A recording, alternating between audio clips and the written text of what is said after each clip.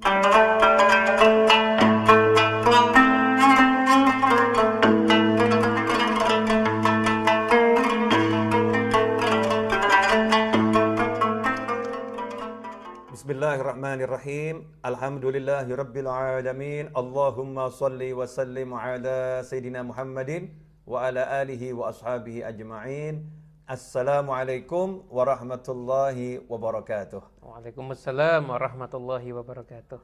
Pemirsa yang dimuliakan Allah Ta'ala, alhamdulillah, jazakumullah khairan.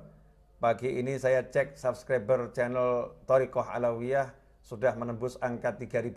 Alhamdulillah. Alhamdulillah, Bib. Sampai 3.000.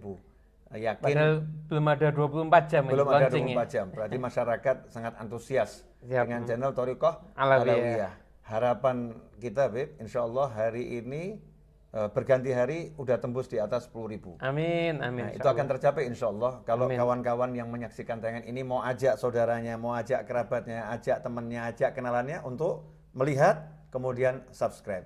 Kenapa? Karena di channel ini kita akan membahas ajaran para habaib. Siap.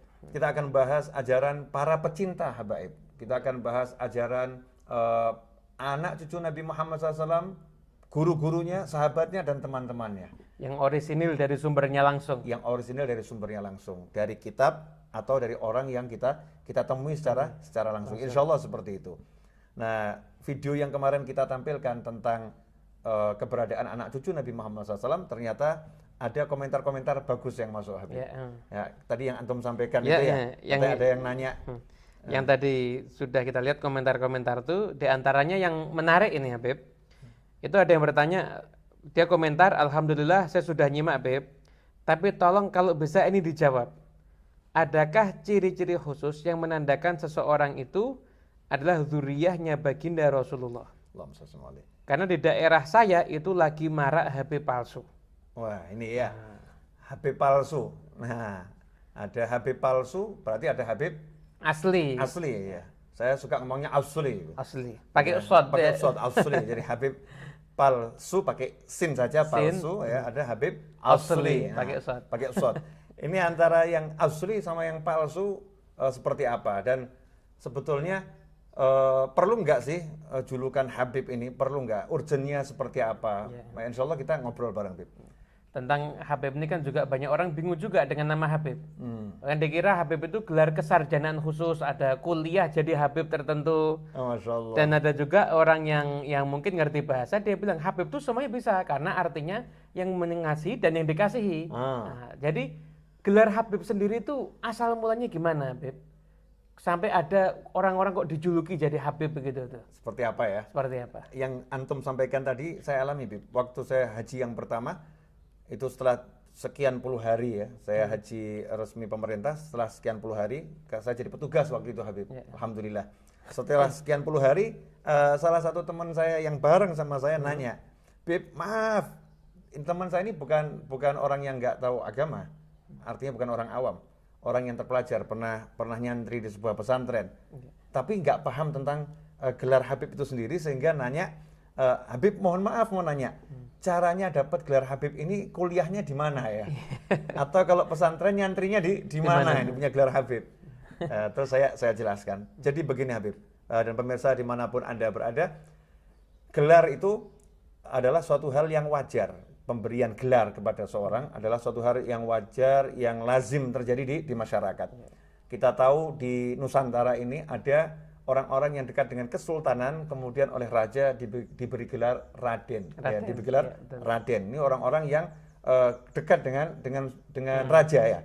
Sama raja dikasih gelar Raden orang tersebut. Untuk apa? Menunjukkan ini orang yang dihormati oleh raja, dan agar masyarakat menghormati orang tersebut juga.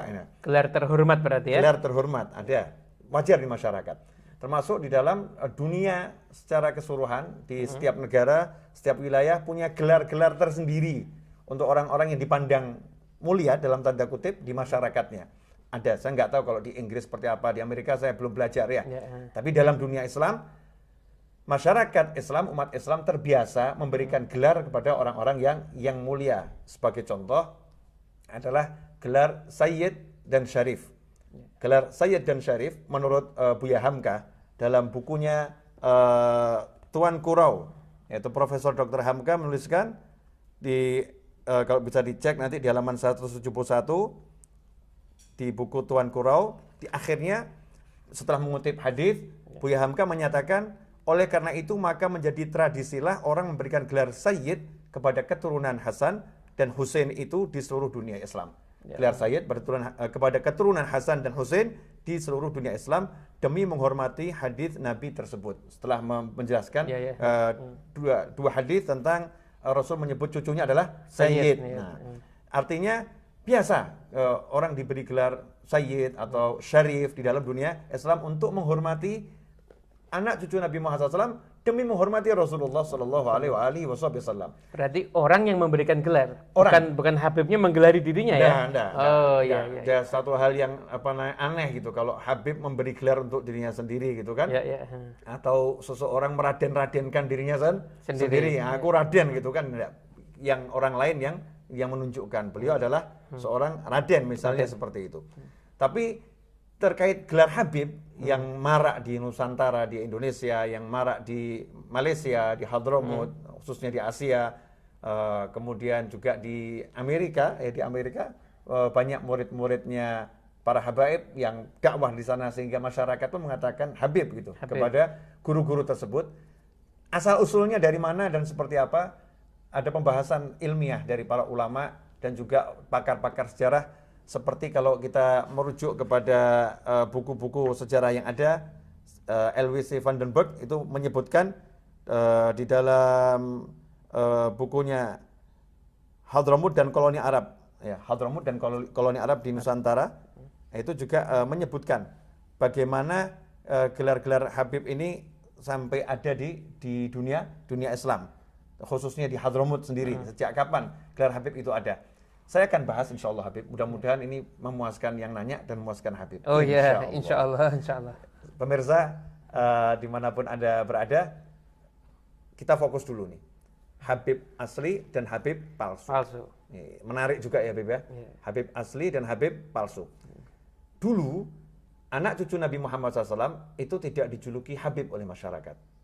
Masyarakat tidak memberi gelar Habib kepada anak cucu Nabi Muhammad SAW. Jadi kalau kita hidup di masa Sayyidina Hasan dan Husain, kemudian Sayyidina Ali Zainal Abidin, Sayyidina Ja'far As-Shadiq, Sayyidina Muhammad Al-Bagir, cucu-cucu awal Nabi Muhammad SAW, kita tidak akan mendengar masyarakat menyebut Habib Ja'far As-Shadiq, atau masyarakat menyebut Habib Ali Zainal Abidin. Nggak ada. Masyarakat di masa itu melihat keilmuan, kesolehan, ketakwaan, kemuliaan, akhlak, keluhuran budi yang luar biasa dari generasi awal cucu Nabi Muhammad SAW, maka masyarakat menempatkan beliau-beliau sebagai imam. Sebagai imam yang derajat tertinggi dalam keilmuan, seperti imam fil hadis dan lain sebagainya. Saat itulah gelar imam melekat pada generasi awal anak cucu Nabi Muhammad SAW. Setelah itu, generasi berikutnya, walaupun keilmuannya luar biasa, walaupun akhlaknya luar biasa, walaupun ibadahnya luar biasa, mujahadahnya luar biasa, melihat dirinya, wah saya ini masih jauh dari leluhur saya. Saya nggak seperti beliau-beliau. Beliau-beliau ini orang-orang yang luar biasa. Saya nggak layak disebut imam. Maka beliau ngomong sama murid-muridnya, pecita-pecitanya, jangan sebut saya imam, jangan sebut saya imam. Terus sebut siapa? Ya kalau memang mau nyebut ya guru saja. Memang betul saya adalah guru kalian. Sebut guru, syekh. Maka beralihlah gelar itu dari imam menjadi syekh, guru. Nah, maka muncul ada Syekh Abdullah Al-Idrus, kemudian Syekh Abu Bakar bin Salim. Di masa itu bukan disebut Habib Abu Bakar bin Salim atau Habib Abdullah Al-Idrus Al-Akbar, enggak. Disebutnya Syekh Abdullah Al-Idrus, Syekh Abu Bakar bin Salim. Kemudian bergeser di masa abad 11, di abad ke-11 sampai sekarang, di masa Habib Abdullah Al-Haddad. Saat itu beliau merasa nggak layak disebut sebagai guru. Masya Allah. Disebut syekh nggak layak. Habib Abdullah bin Alwi Al-Haddad radhiyallahu anhu, Qutbud Da'wah wal Irsyad. Ulama yang diakui oleh dunia Islam dan dunia secara keseluruhan. Umur 4 tahun sudah tunanetra, tetapi ilmunya luar biasa. Beliau mengatakan kami nggak layak disebut sebagai syekh, guru. Maka sebut saja Habib, kekasih. Seperti tadi, kekasih. Ya, pecinta dan dicintai. Sebut Habib, kekasih. Terasa lebih nyaman, karena merendahkan diri. walaupun luar biasa, tetapi tetap merendahkan diri. Nah, masyarakat pun karena menghormati anak cucu Nabi Muhammad SAW, menghormati guru-gurunya, menghormati Rasulullah SAW, maka masyarakat yang memang akhlaknya mulia ini merasa tidak pantas menyebut guru-gurunya, menyebut anak cucu Rasulullah SAW dengan langsung menyebut namanya, atau mungkin menyebut dengan Pak atau Mas, dia merasa nggak pantas. Ini cucu Nabi, maka mereka menyebutnya Habib Fulan, Habib Fulan, Habib Fulan. Terus sampai ke Indonesia sampai hari ini, maka anak cucu Nabi Muhammad SAW punya ilmu maupun tidak punya ilmu, ya, pandai ataupun belum pandai, berakhlak ataupun akhlaknya belum lurus. Ya, jalannya benar maupun jalannya kurang benar. Nah, masyarakat lihat ini nasabnya anak cucu Nabi, maka disebut Habib. Ya, disebut Habib. Julukan. Jadi yang mulia adalah yang berikan julukan, Habib. Jadi karena yang mulia nih. Mau menghormati Nabi Muhammad lewat keturunannya. Lewat keturunannya. Jadi kalau ada orang menyebut seorang dengan kemuliaan, berarti orang itu orang mulia.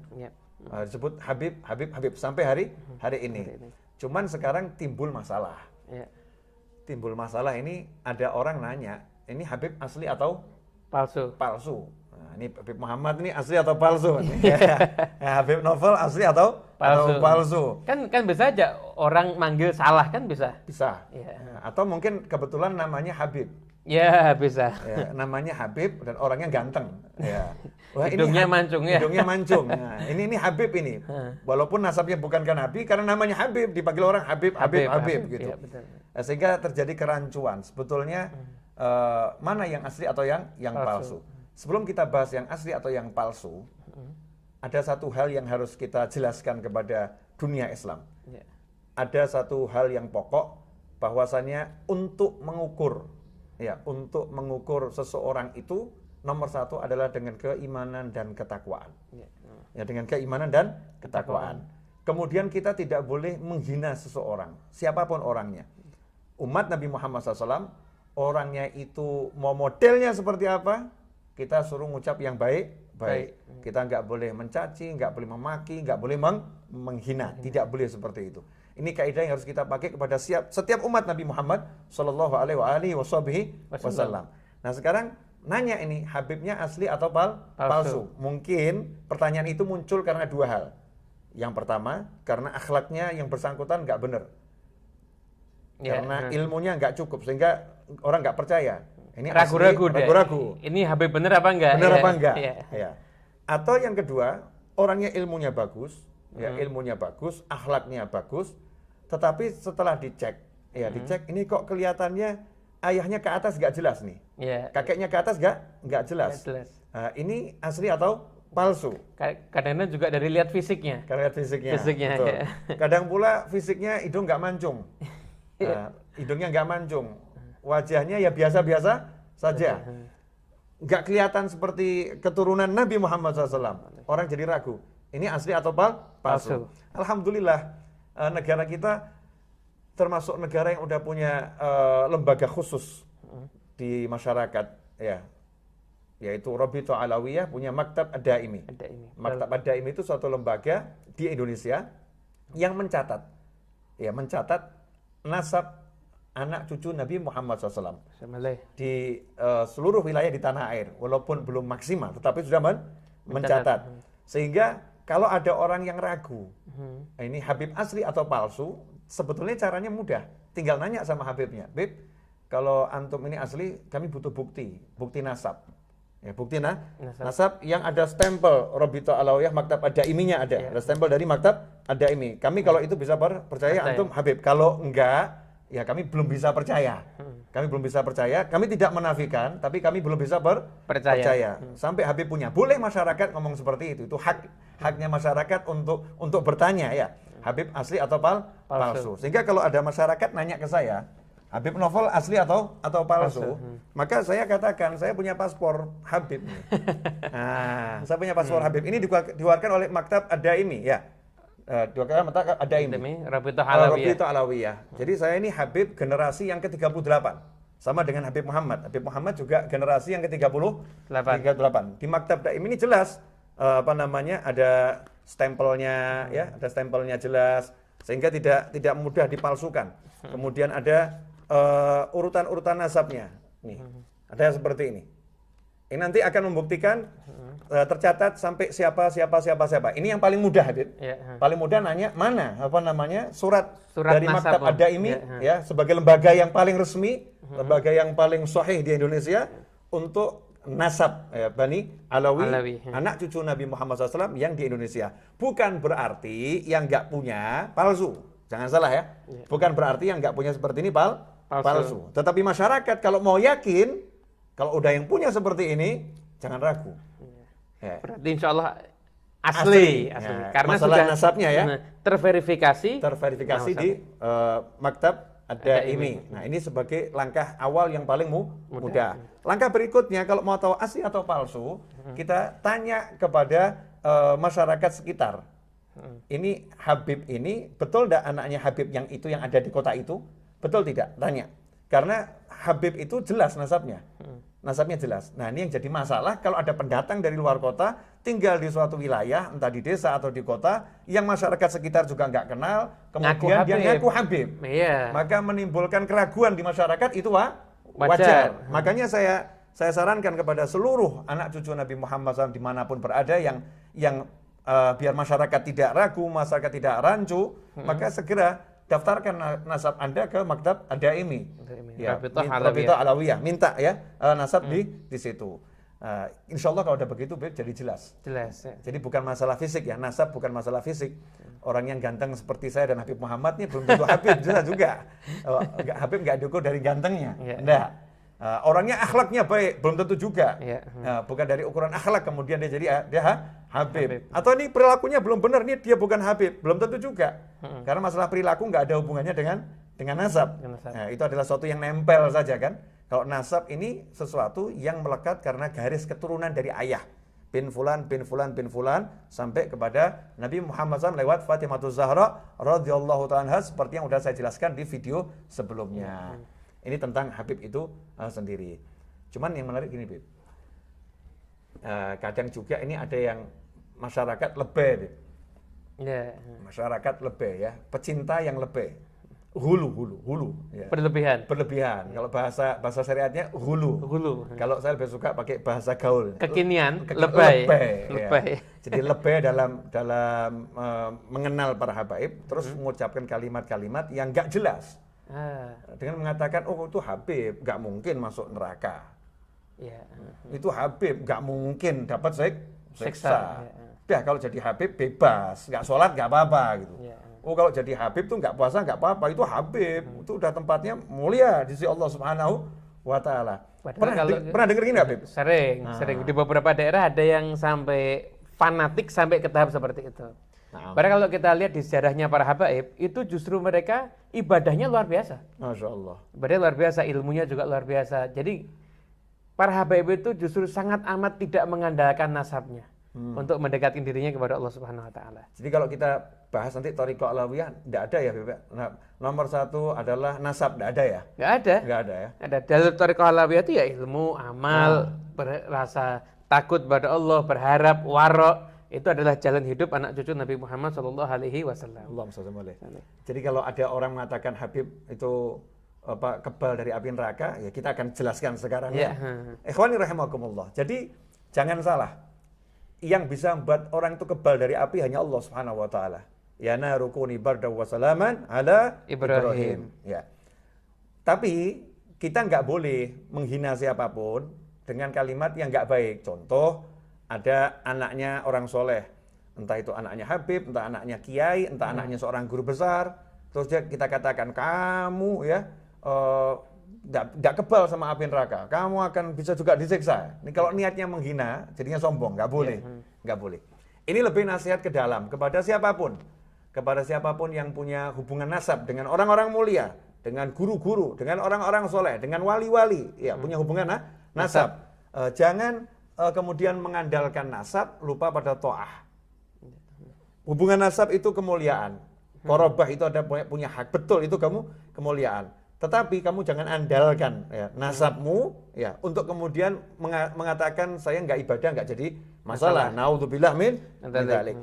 Kalau kita lihat dalam Al-Quran, di surat Al-Ahzab ayat 30 ya, Al-Ahzab ayat 30 dengan tegas Allah Ta'ala itu mengatakan agar Rasul berbicara kepada istri-istrinya, wahai istri-istri Nabi Muhammad SAW, kalian nggak seperti wanita yang lain, ya nggak seperti wanita yang lain. Kalau kita baca Habib, saya takut salah karena ayat Al-Quran ya.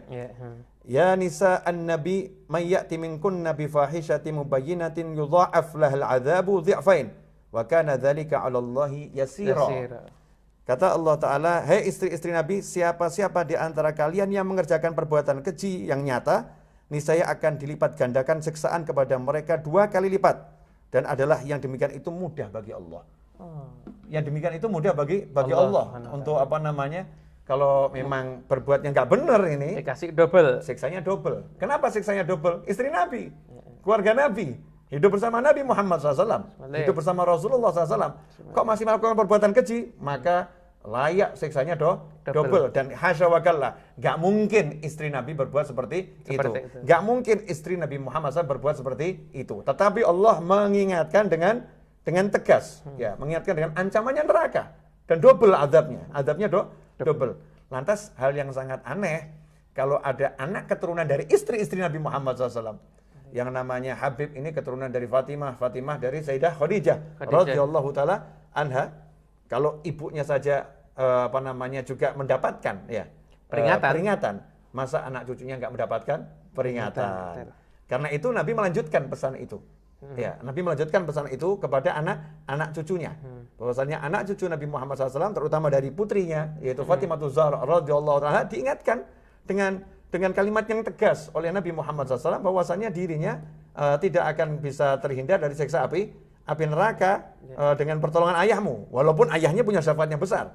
Tapi Rasulullah ngajarkan sama anaknya, jangan bergantung sama syafaatku, jangan bergantung kepada kebesaran ayahmu, jangan. Kamu harus berjuang untuk menyelamatkan dirimu dari siksa api neraka. Dan itu saya temukan Habib dalam wasiat-wasiatnya para habaib kepada keluarganya, kepada anak cucunya, ya kepada masyarakat, komunitas yang punya nasab kepada Nabi Muhammad SAW, diingatkan dengan keras untuk menghindari api neraka. Ini salah satunya adalah di wasiat yang dituliskan Habib Hasan bin Soleh Al-Bahar Al-Jufri radhiyallahu anhu. Ini mesti kitab tulisan tangan ini ya, Bebe? Tulisan tangan, ya. Jadi masih orisinil beneran.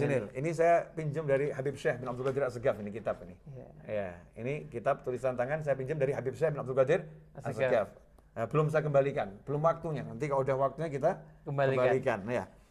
Saya udah ngomong tapi sama beliau, Bib, kitabnya masih saya pegang, saya simpan. Mudah-mudahan beliau nggak nonton ini. Amin. Nggak nonton, ditagih nih kitabnya mana. Ini dalam kitab ini, Bib, tulisan tangan yang bagus ini, di halaman 28, ya di halaman 28 itu ada wasiat di antara cuplikan, karena wasiatnya sangat panjang ya. Wala fauza wala falaha illa bittibaikum li sunnati jaddikum al-mukhtar. Wa qad qala alaihi salatu wasalam ya Fatimah bintu Rasulillah, i'mali li nafsiki la ughni anki minallahi syai'a. Wasyajarah al-khadra idza yabisa minha ghusnun quti'a wa sara waqudan finnar fala tahjaru sabilakum al-qawim wa siratakumul mustaqim wa mafkharakumul azim bil hududil safilah wal khayalatil batilah wa tadhi'u kama man dha kalladhina dhalla sa'yuhum fil hayatid dunya wa hum yahsabuna annahum yuhsinuna sun'a ila akhir ma qala radhiyallahu anhu. Nah, ini kurang lebihnya ya pemirsa, ini insyaallah ada Habib Muhammad di sini, kita akan bersama-sama bahas la fauza wala falah. La fauza wala falah, enggak ada kesuksesan, enggak ada kemenangan kecuali dengan mengikuti sunnah kakek kalian. Ini wasiat Habib Hasan bin Soleh Al-Bahar Al-Jufri kepada keluarganya, kepada masyarakat yang hidup di zamannya. Kalian tidak akan sukses, kalian tidak akan mendapatkan kemenangan kecuali mengikuti sunnah kakek kalian Nabi Muhammad SAW.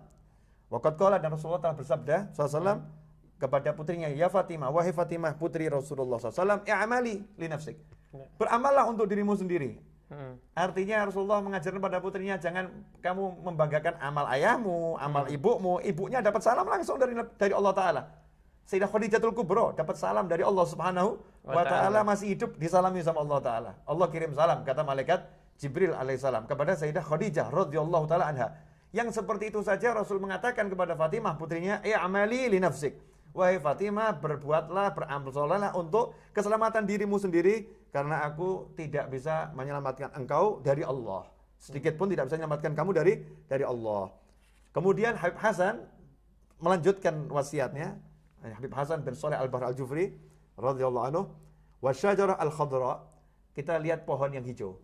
Jadi anak cucu Nabi Muhammad SAW ini kan dikatakan seperti pohon. Pohon ya. Ya, pohon yang besar dengan batang utamanya adalah Nabi Muhammad SAW. Pohon yang besar.